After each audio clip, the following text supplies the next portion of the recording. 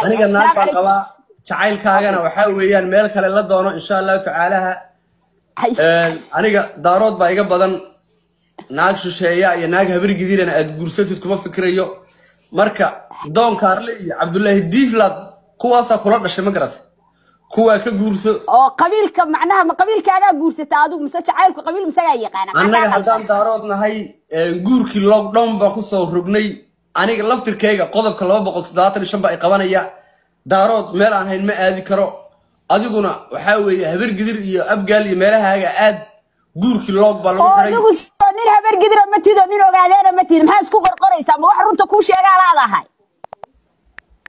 hooga habartan shuwa habar waa hore waalataba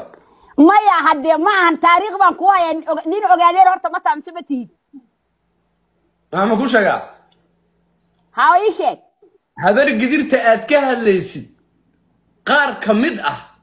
ayaaba ogaadeen ah oo ilaa iyo hadda ogaadeennimadii ogol oo waa la yaqaanaa taariikhdooda